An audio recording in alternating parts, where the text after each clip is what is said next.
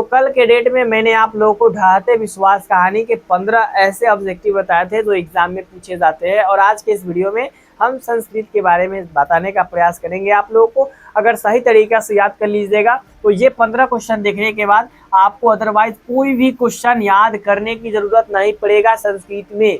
ये बात आप लोगों को स्पष्ट बता देना चाहते हैं। तो चलिए बिना देर किए ही, बिना समय गवाए हैं, बिना कुछ बात किए ही आज की इस वीडियो को स्टार्ट करते हैं। तो जैसा कि आप पहला क्वेश्चन देख सकते हो, कहा यह जा रहा है कि अलस कथा पाठ का रचयिता कौन है। और आज का हमारा मेन टॉपिक है संस्कृत की अलस कथा के बारे में, पूरा ऑल डिटेल।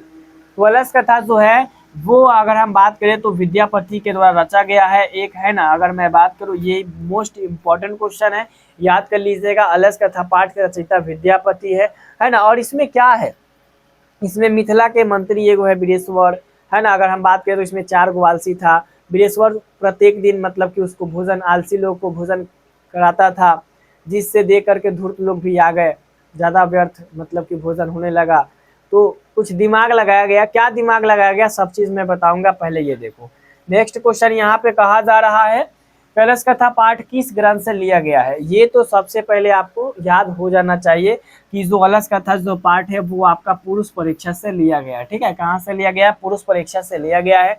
और ये मोस्ट इंपॉर्टेंट क्वेश्चन आपके एग्जाम में बनते हैं, है ना। मिथिला का मंत्री कौन था, देखिए मिथिला का जो मंत्री था वो वीरेश्वर था। वीरेश्वर कैसा था चाल से, स्वभाव से, तो वो बहुत ही दानशील था। सब्जेक्टिव में पूछेगा बताइए मिथिला का मंत्री कौन था, लिख दीजिएगा मिथिला का मंत्री वीरेश्वर था। और वह बहुत ही दयालु और दयावान था, वो गरीबों को प्रत्येक दिन वस्त्र देता था। इतना लिख दीजिएगा, 2 नंबर मिल जाएगा, है ना। वीरेश्वर यहाँ पे वह होगा हालांकि, बट वीरेश्वर है तो ठीक है। इसके बाद यहाँ पे देख सकते हो वीरेश्वर का मतलब वीरेश्वर नाम का मंत्री स्वभाव से कैसा था भाई। स्वभाव से अभी मैंने आपको बताया कि वह दानी और दयावान था। क्या था वो, दानी और दयावान था। एक और चीज आप जान लीजिए कि सबसे जो बड़ा चीज है ना इंसान का, मतलब अंत, एक जानते हो ना, इंसान का अंत का जो सबसे बड़ा कारण होता है, एक ये वाला भी पॉइंट होता है। ये जो जान रहे हो ना, ये वाला तो होना चाहिए सबके अंदर, ये होता है, लेकिन किसी का कम किसी का ज्यादा। तो ज्यादा वाले जिन है ना, मतलब जो ज्यादा वाले हैं वो समझ जाओ। यहाँ पे आप देख सकते हो कि अलस कथा, अलसशाला में आग क्यों लगाई गई। तो आप लोगों को जैसा कि बात पता है कि जब अलसशाला में ज्यादा भोजन का व्यय होने लगा, है ना, ज्यादा जब खर्चा होने लगा, तो मंत्री जो वीरेश्वर था वो दिमाग लगाया। तो आलसियों की परीक्षा के लिए, है ना, आलसियों की परीक्षा के लिए वो क्या किया, सोचा विचारा कि क्यों ना हम एक बार अलसशाला में आग लगा कर दिखा दे और जान जाए कि कितने आलसी है, कितने मतलब कि धूर्त लोग हैं। तो अलसशाला में आग लगने पर कितने लोग नहीं भागे, देखिए 4 गो लोग थे जो लोग नहीं भागे, है ना। 4 लोग जो थे वो लोग नहीं भागे, आपस में बात कर रहे थे। यहाँ पे आपका ऑप्शन भी परफेक्ट हो जाएगा। इसके बाद नेक्स्ट देख सकते हो क्वेश्चन है कि घर में आग लगी देखकर कौन सा भाग गए। तो बनावटी आलसी दिखाने वाले जो धूर्त लोग थे वो प्लान हो गए, वो भाग गए। और बाद बाकी जो 4 लोग बचे ना, ये जो 4 लोग बचे, तो इनका केस पकड़ के, है ना, इनका केस पकड़ के और बाहर निकाला गया। कौन बाहर निकाला, तो जो योगी पुरुष था, है ना, जो योगी पुरुष था वो बाहर निकाला। किसके कहने पर, तो मंत्री के कहने पर इसको क्या किया, बाहर निकाल दिया। ठीक है, नहीं तो ये चारों मर जाएगा। इसके बाद यहाँ पे देख सकते हो घर में आगे ले, चलिए ठीक है, धूर्त लोग। इसके बाद यहाँ है अहो कथमयम कोलाहला। इसमें जो है संस्कृत में भी कभी पूछता है, कभी हिंदी भी डाल देता है। तो अहो कथमयम कोलाहला का मतलब है कि अरे यह कैसा हल्ला है। याद करो, अहो कथमयम कोलाहला, यह जो है पहला आलसी बोलता है। ठीक है, जब घर में आग जब लगता है और सभी लोग जब भागने लगते हैं, तो उसमें जो पहला आलसी है वो बोलता है ये कैसा हल्ला है। पहला आलसी क्या बोलता है, यह कैसा शोर है, कैसा हल्ला है।